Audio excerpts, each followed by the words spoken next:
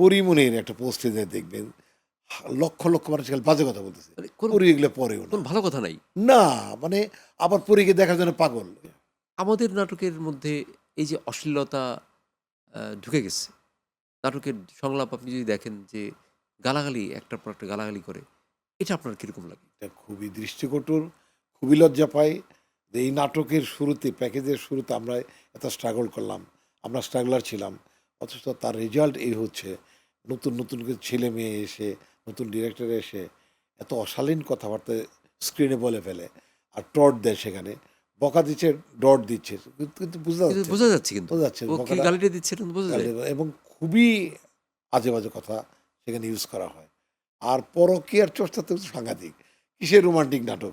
সবচেয়ে নাটক ভালো করতেছেন পরকীয়া নিয়ে। এখানে চর্চা হয় তাহলে তো আসলে ওদিকে যাইতেও মন চাবে। প্রত্যেকটা মানুষের মন চাবে, তাই না? কারণ এটা কারণ এটা একটা দর্পণ। টেলিভিশনের নাটক, সিনেমার পর্দা এটা একটা দর্পণ। এটা দেখলে মানুষ ইন্সপাইরেশন পায়। যেমন কিছু ভায়োলেন্স মুভি হলো কতদিন। কোকেন খাচ্ছে, গাঁজা খাচ্ছে, মদ খাচ্ছে, গুলি করতেছে। এইটা যদি একটা নায়ক হয়, তো সমাজে তো এরাই সৃষ্টি হবে। এখন কিশোর গ্যাং যে হইলো এই সমস্ত কারণে। এটা মানে সাময়িক বাহবা পাওয়ার জন্য বা সাময়িক একটা সিনেমা হিট করানোর জন্য এতটা ভায়োলেন্স করা উচিত না। আমি দেখলাম যে আমাদের ২-৩ টা নায়ক ক্যামিও দিল। কি সমস্ত অশ্লীল, অশালীন মানে ক্যামিওগুলো দিল। একে এত বাজে মানে নায়ক এরকম ভিলেন ভাবে আসবে, ভিলেনের রূপ ধরে। আমি কারোর নামই বলব না। যারা সিনেমা দেখে তারা বুঝতে পারবে। আর ওই নায়ক নিজে বুঝেছে কত একটা ভুল করেছে। পরিচালক তো চাবেই। আপনি তো চাবেনই দাদা যে আপনি অবশ্য চান না কারণ আপনি তো তৈরি করেছেন। প্ল্যাটফর্ম যারা তৈরি করে, যে বিল্ডিংটা বানায় সে ভাঙতে চায় না। যার পয়সায় কিনে একটা গাড়ি, সেই গাড়িটা সাবধানে চালায়। আর যে ড্রাইভার আইসা বেতন নিয়ে গাড়ি চালায় দাম দুম লাগিয়ে দেয়, লাগিয়ে দেয়। কারণ তার তো মায়া নাই। একদম তাই, একদম। এখন যারা এই ভায়োলেশন করতেছে তারা এই করেন, এই জিনিসটা দেখিয়ে দেন। এই গাড়ির মধ্যে আপনি রেপ করেন। তাইলে এটা আপনি আপনি যেন ফোকাসে চলে যাবেন। কিন্তু না, এটা করে উনি হয়তো গেইনার হলো। ওনার সিনেমা নষ্ট লোকজনরা বেশি করে দেখলো। কিন্তু স্ক্রিনটা তো নষ্ট করে দিয়ে গেল। পরে আপনারা সিনেমা বানালেন, খুব সাধু সিনেমা। কি অঞ্জনা আছে এখন নিরামিষ সিনেমা বানায়, ভালোবাসা না পড়ে আছে, একটু দেখায় না, সুড়সুড়ি দেখায় না। এই যে এগুলি ডিফার করার কারণে এই চলচ্চিত্র এবং নাটক ধ্বংস হচ্ছে এবং এটা আমরা খুব কষ্ট পাচ্ছি কারণ আমরা স্ট্রাগলার। আমরা প্যাকেজের শুরুতে আসছি। আমরা নাটকের নির্মাণ প্যাকেজ যখন তৈরি হয়, তখন থেকে আমরা কাজ করি। আমরা এই প্যাকেজ নিয়ে সামনের দিকে আগাচ্ছি। সেটা যখন এটা হ্যাম্পার করতেছে কিছু লোকজন এসে, তখন খুবই কষ্ট পাই, খুবই কষ্ট পাচ্ছি। সামাজিক যোগাযোগ মাধ্যমের আ ব্যাপারটা আপনি কিভাবে দেখেন? মানে এখানে যে বিভিন্ন মানুষজন যে আ তারা যে ধরেন আপনি আপনাকে নিয়ে আমি আপনার যেহেতু অপ্রিয় প্রশ্ন আছে, আমার সুবিধা একটা। আপনাকে নিয়ে আমার সাথেই ধরেন ছবি। এর মধ্যে বেশিরভাগ মানুষ কিন্তু ভালো কথা বলছে, সুন্দর কথা বলছে। কিন্তু কিছু লোক দেখবেন আপনি একই আইডি কিন্তু। তারা কিন্তু একই আইডি। তারা আপনার ছবিতেও বাজে কমেন্ট করবে, আমার ছবিতে বাজে কমেন্ট করবে। তারা কিন্তু শাকিব খানের ছবিতে বাজে কমেন্ট করবে। তারা খুবই আজে-বাজে কমেন্ট করে এবং এমনভাবে করে এবং তারা ফটো কার্ড বানায়। রাইট। দিয়ে তায়েবের সাথে সব ইয়াং মেয়েদের ভিড়। হ্যাঁ। তো এই ব্যাপারে আপনার মন্তব্য কি? যে তারা এই ধরনের কথা যে বলে, তাদেরকে কি বলা উচিত? প্রথমত বলব যে এরা আসলে শিখে নেয় কিছু। কারণ ওই ঘরেই জন্ম হয়েছে তাদের। যেখানে তার বাবা-মা অশ্লীলভাবে জীবনযাত্রা করেছে, সন্তান এটা শিখছে। সেটা ওন করছে। কাউকে বকা দেয়া, তার বাপে হয়তো বকতো, খুব তার বাজে দাদা বকা বকতো কিন্তু। হ্যাঁ। বকা কিন্তু এইটা সাধারণ বকা না। এইটা এরা ফেসবুকে এখন এমবিতে বকতেছে। হুম, মানে বিনা কারণে আমাকে আপনার সাথে সম্পর্ক নাই, চিনে না। হুম। আপনার ব্যক্তিগত জীবন জানে না। তারপরে দেখা যাচ্ছে খুব আজে-বাজে কথা বলে বসছে। পরীমনির একটা পোস্টে দেখবেন লক্ষ, লক্ষ মানুষ খালি বাজে কথা বলতেছে। মানে পরী এগুলো পড়েও কোন না। ভালো কথা নাই। না, মানে আবার পরীকে দেখার জন্য পাগল। এই পরী কয়েকদিন আগে আমি যমুনাতে আমি ওর পরী একটা শোরুম না, উদ্বোধন আমি আমি করলাম। আপনার যেমন চায়না মার্ট। বলি যে পরি তো ধরেন একটা স্টার। আমাদের এবারের ইলেকশন করলো ধরেন রুমিন ফারহানা। আমি দেখলাম যে উনি আমাদের কোনো একটা প্রোগ্রামে উনি কথা বলছে। হয়তো উনার পলিটিক্যাল অনেক কথা বলবে। কিন্তু কমেন্টে আ যে গালিগুলো দেওয়া হচ্ছে এটা মেক্সিমাম তাকে মেয়ে হিসাবে গালি দেওয়া হচ্ছে। চিন্তা আমি করেন। অবাক হয়ে গেলাম যে এটা মানুষের রুচি কোথায় চলে গেল?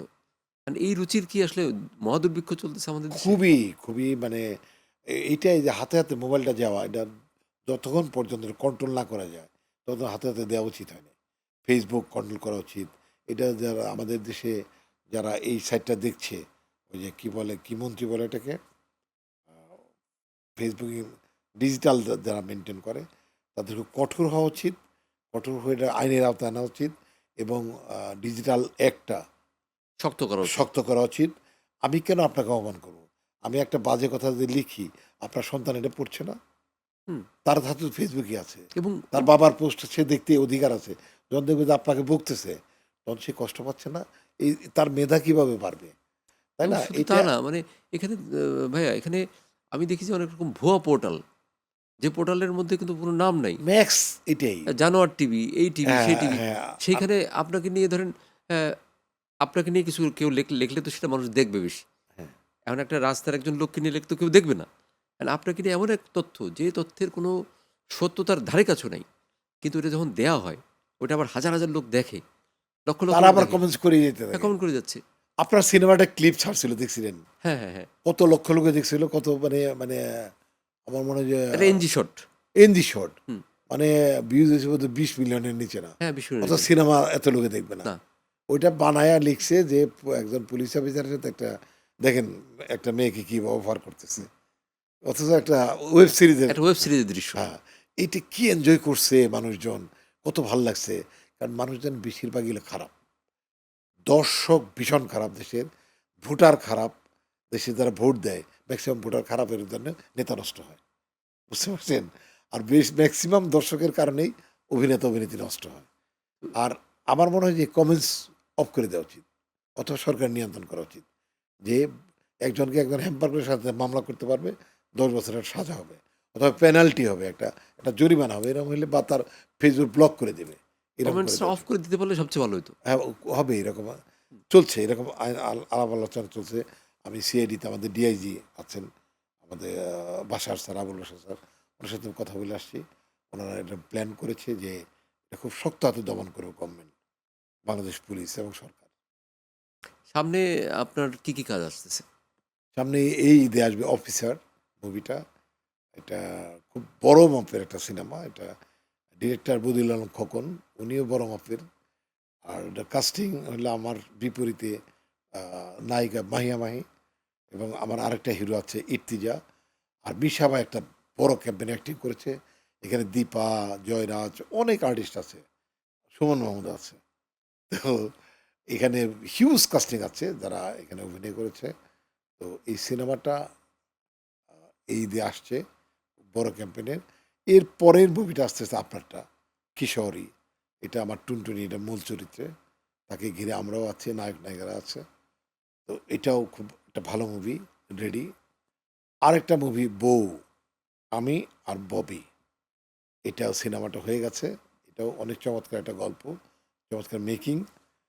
আর যেটা চলছে ওটিটিতে দেখাচ্ছে বউ না কাগজের বউ, এটা হলো পরিমণি আর আমার, এটা হলেও চলছে এবং ওটিটিতে চলছে বঙ্গতে। খুব ভালো যাচ্ছে, খুবই ভালো যাচ্ছে। আমি সেদিন মুশফিক ভাইকে বললাম যে ভাই ইউটিউবে দেন না, কয় না ওটিটিতে চলছে তো, মানুষ তো এখনো দেখতেছে, টাকা পরে দিয়ে পরে দেখছে। ইউটিউবে দেখবো। হুম, হ্যাঁ, হুম। এখানে ভালো কাটতি, খুব ভালো দেখতেছে, দেখলো। আবার ওয়েব সিরিজ যেটা আপনি বানিয়েছেন, এটা পুলিশ হলো স্টেশন। Police station. এটা মানে একটা মারমার কাট কাট হয়ে গেছে। এটা যেই দেখে এক বসায় ৮ পর্ব দেখে। কারণ একটা পর্ব দেখে উঠে আসে না। ওটা স্ক্রিন টেনে হলেও ৮ পর্ব দেখে। আবার আ চ্যানেল আইতে আই স্ক্রিনে যাচ্ছে ইশাখা। ইশাখা নিয়ে নানান রকম মন্তব্য আছে। নানান পোশাক-আশাক যারা বুঝে না, তারা কথা বলছে যে এই পোশাক তো এইটা, মানে কারণ তখন তো ৬০০-৭০০ বছর আগে তো স্যুট প্যান্ট ছিল না। তখন তো ওই রাজকীয় পোশাকই ছিল। কিন্তু মুভিটা অনেক নাম হয়েছে, কারণ এটা বাংলার গল্প, বাংলা বীরের গল্প। ইশাখা, ইশাখা হলো তার জন্ম বাংলাদেশে। সেই ইশাখার চরিত্রে আমি অভিনয় করেছি। আমার বিপরীতে অভিনয় করেছে অপু বিশ্বাস। এটা ভালো যাচ্ছে। সিনেমা হলেও ভালো যাচ্ছে এবং স্ক্রিনেও ভালো যাচ্ছে ওটিটিতে। ওটিটি আই স্ক্রিনে। অনেক মজার গল্প করলাম আমরা। অনেকক্ষণ যে গল্প করলাম, অনেকক্ষণ কথা বললাম, সেটা মনেই হলো না। আমার মনে হলো যে শুরু করলাম। তো এর মধ্যে থেকে আমরা আসলে তায়েব ভাইয়ের সাথে গল্প করার, আমরা বসে, বসে আসলে এরকম ঘন্টার পর ঘন্টা গল্প করি। সেটাই। করতেই থাকি। তো গল্প করার শেষ হবে না। তারপরেও সময়ের একটা সংকুলান আছে। হয়তো আমাদের এই সময়ের মধ্যে শেষ করতে হবে, এরকম একটা ব্যাপার আছে। তো তায়েব ভাইকে অনেক শুভেচ্ছা। আপনার দীর্ঘায়ু কামনা করি সবসময়। আপনার শুভাকাঙ্ক্ষী। এবং আপনার পরিবারের সবসময় পরিবারের সুখে দুঃখে আপনার সাথে আছি এবং আমাদের চ্যানেলাইজ পরিবারের পক্ষ থেকে আপনাকে অনেক অভিনন্দন এবং আমরা আপনাকে আবার চাই। আপনি যদি কিছু বলেন। বলতে চাই যে আমার কাছে মনে হয় না একটা ইন্টারভিউ। কারণ যখন আপনার সাথে বসবো আমি কোনো মেকআপও নেই না কিন্তু। আমাকে কেউ যদি জিজ্ঞেস করলে মেকআপ নেবেন? আমি বলব, না। দাদার সাথে বসবো একদম পারিবারিক আড্ডা। যাতে করে কখনো আর্টিফিশিয়াল কিছু মনে না হয়। আমার কাছে খুবই ভালো লেগেছে এই ইন্টারভিউটি। আমি বিশ্বাস করি একটা ভালো ইন্টারভিউ হবে। মানুষজন দেখবে এবং প্রশংসা হবে এবং মেসেজ দিয়েছেন আপনি প্রচুর। আর আপনার বইমেলার বইটা আমরা বইমেলাতে দেখতে যাব। শুভকামনা আপনার বইমেলার জন্য এবং আমরা বইটার জন্য। এবার বইয়ের মাকে নিয়ে লিখেছেন। মাকে দিচ্ছি। মা নিয়ে আমরা পরে একসময় কথা বলব। দুজনের মাই চলে গেছেন। আর চ্যানেল এস এর যে দর্শক যারা আছেন, কর্তৃপক্ষ সবাইকে আমার পক্ষ থেকে অনেক শুভেচ্ছা এবং শুভকামনা। ধন্যবাদ। তাই আপনাকে ধন্যবাদ। দর্শক, এতক্ষণ আমরা ছিলাম প্রিয় অভিনেতা ডিএ তায়েবের সাথে। অনেক কথা বললাম, অনেক কিছু করলাম। যেটা আপনারা দেখবেন, দেখে আপনাদের কমেন্ট আমাদেরকে জানাবেন। এর মধ্যে থেকে যদি আপনারা কিছু জানতে পারেন, সেই কথা শুনে আমরা উপকৃত হব। সবাইকে ধন্যবাদ।